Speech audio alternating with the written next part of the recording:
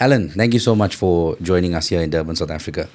For our audience, maybe you can just give us a bit of a background on who you are and where you're from. Okay, well, thank you, Wesley. My name's Alan Chung. I've been an EO member for 16 years, member of chapters mostly in Asia. I currently serve on the EO Global Board, and I'm actually the incoming Global Board liaison for the MEPA region, which is Middle East, Pakistan, and Africa. And it's my honor to be invited to this event and to learn from all of you about this region and all the energy and all the stories I've heard about the African chapters. That's wonderful. And tell me, you've been to many events around the world. What really stood out at EO Ignite Durban? Okay. This is actually my first time to come to Durban. And it's been an amazing experience. I mean, the location is incredible. But as always, in EO, it's about the people. And the fact that I came here, I really got a sense that I don't get in a lot of places, which is the energy.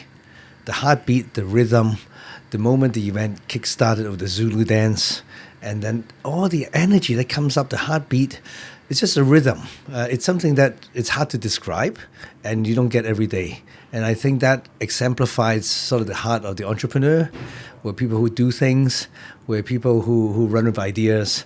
And also, coming here, I'm so appreciative that we actually have an event that brings all of the members across the African continent, South Africa, Kenya, Tanzania, and also other chapters here to connect and to learn.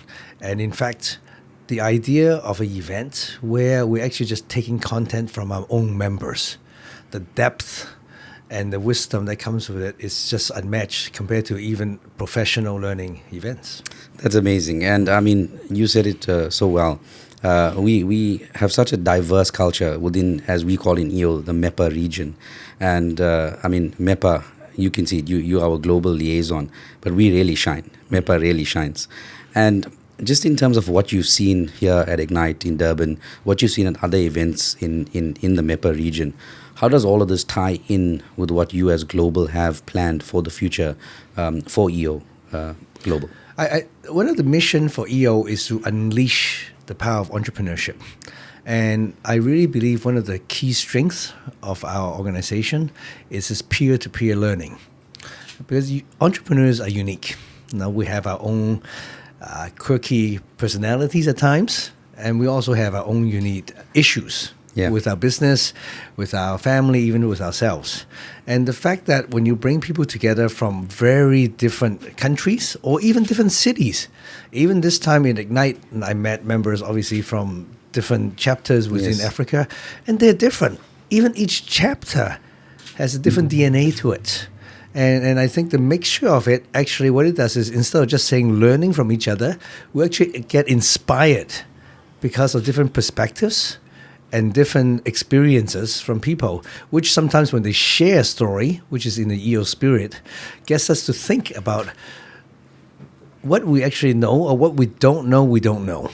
Yes. And I think the power of an event like this, a lot of times, and I've shared this with some of the participants, it's not just about who is speaking on the stage. It's about when you bring this group of people together, which has this willingness to share, learn, and grow.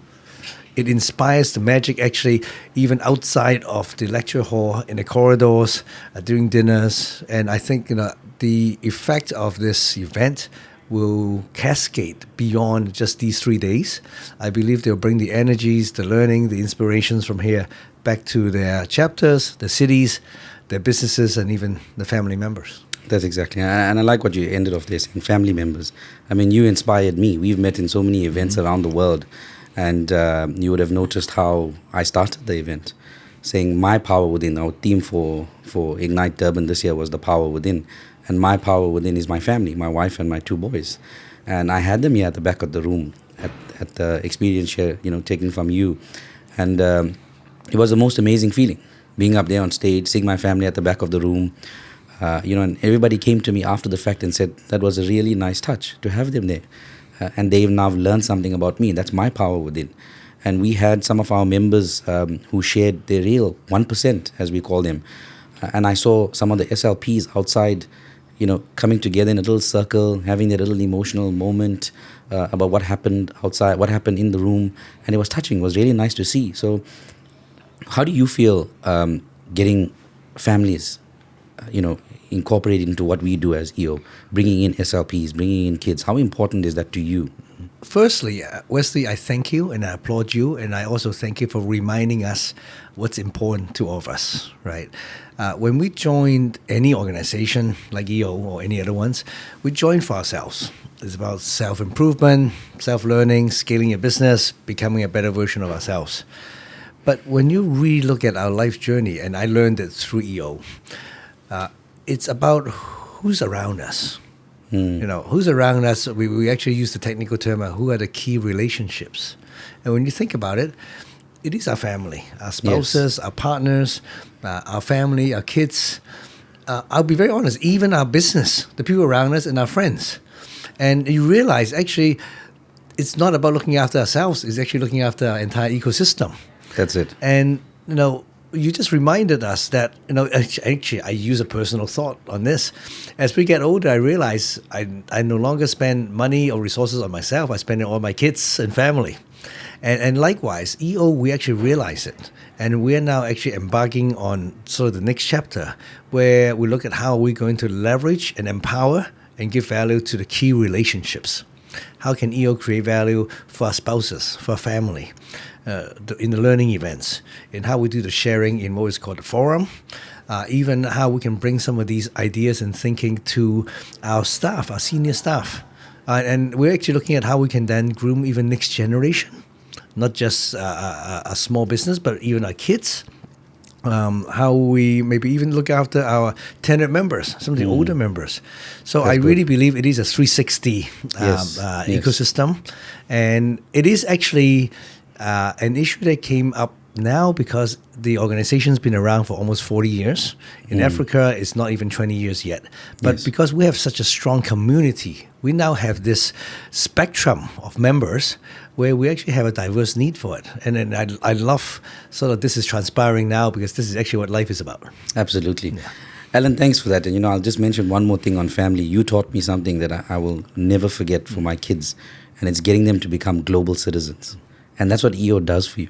It allows you and your family to become global citizens, to pick up the phone to somebody in Japan, in the US, in anywhere in Africa, anywhere in the world, really. And you can get anything that you need. Anything at your fingertips is just a phone call away. And that's the power of EO. Alan, to end this, just maybe give us a message as the incoming global liaison for MEPA. What do you have to say to MEPA? If you can tell us, give us a message for MEPA that relates to your power within. I will share one point before I close.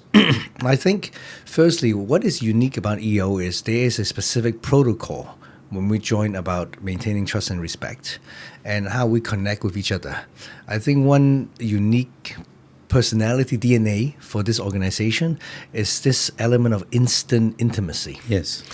When we meet a fellow EO member, not just in your chapter, but in another city or in another country, there's already a certain alignment and belief of our personalities, our beliefs that makes us click and connect very quickly and share.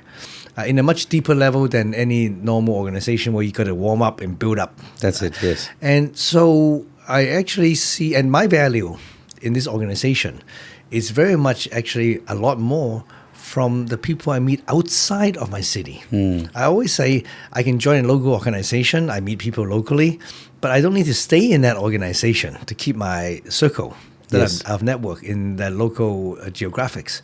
But because of EO, I get to meet amazing people like you, Wesley, some of your members in Durban, in Africa, this time from Kenya, from Middle East, all over the place. All over the world. So in that regard, that's really also something that's really powerful on a global organization here where we have almost 70 countries and over 200 chapters around the world. So in closing, I would definitely say I don't want to repeat the obvious. The world is becoming more integrated. It's changing faster. It's getting smaller. Maybe that's the way I can say it because of connectivity. Language is becoming less of an issue with AI and everyone becoming multilingual, in fact. But from an African perspective, and I'm looking at it from outside Africa, coming from outside Yes. Africa, there's actually a lot of interest in integrating with the African community, business from Asia, from North America, from Latin America, all over the world.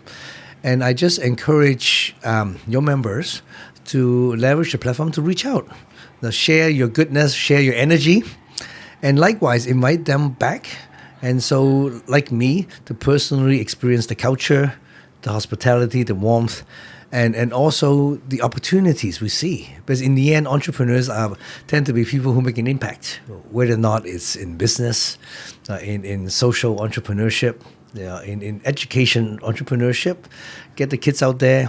I think there's a lot we can do, and I think the purpose of an entrepreneur, we unleash it in our organization, but the entrepreneurs can really do a lot on our own accord. It's just a matter of unleashing and embracing it.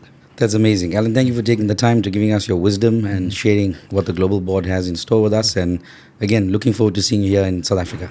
Now, it's my pleasure. From EO's perspective, we definitely see Africa as a strategic market in the future. We know the market potential is there. And we always believe, when do we strike? We strike when the leadership is ready. So the potential is always there.